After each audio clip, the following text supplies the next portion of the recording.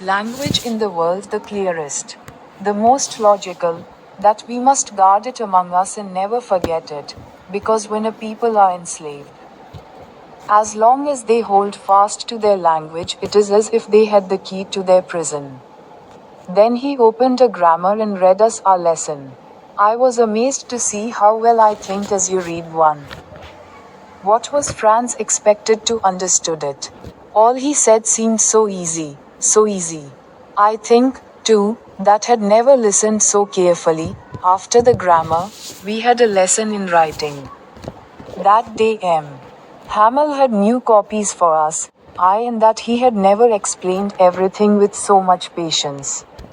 It seemed almost as if the poor man wanted to give us all he knew before all into going away. And to put it our heads at one stroke. Be prepared with for school that day.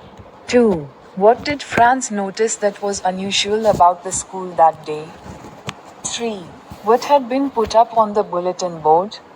Written in a beautiful round hand, France, Alsace.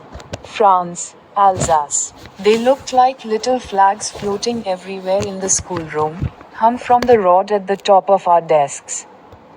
You ought to have seen how everyone set to work, and how quiet it was. The only sound was the scratching of the pens over the paper. Once some beetles flew in, but nobody paid any attention to them.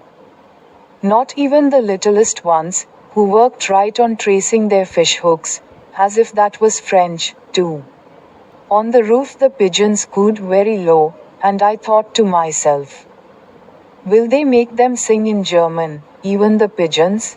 Whenever I looked up from my writing, I saw Hamel sitting motionless in his chair and gazing first at one thing, then at another.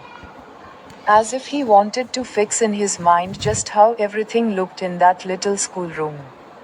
Fancy, for 40 years he had been there in the same place, with his garden outside the window and his class in front of him.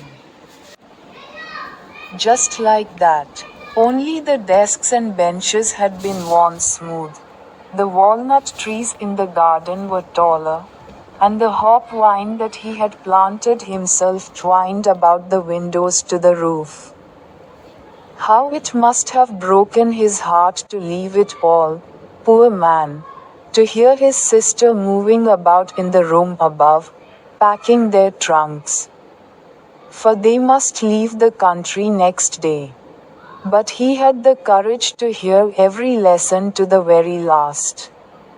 After the writing, we had a lesson in history, and then the babies chanted their ba, bi, bo, boo.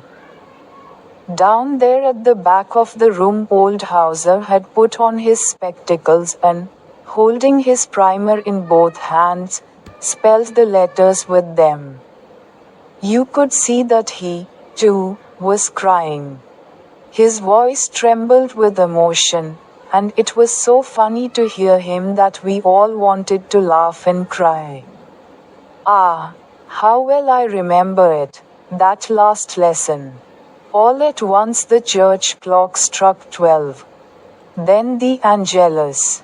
At the same moment the trumpets of the Prussians, returning from drill, sounded under our windows. Hamel stood up, very pale, in his